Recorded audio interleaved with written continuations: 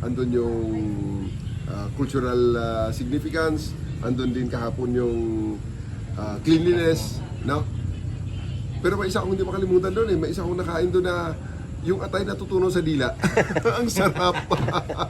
Ang sarap doon. Okay, sir. At Chief PNP ka nung nating mamunguna ang pansit batil patong sa Tugigaraw. Second time ngayon at MMDA.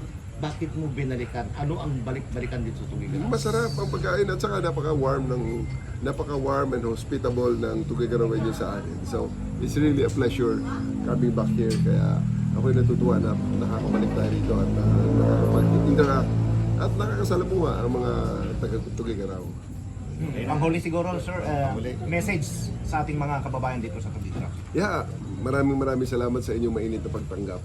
At it's really a pleasure visiting Tugigaraw. And babalik tayo rito. This is a warm getaway. This is a safe place ko.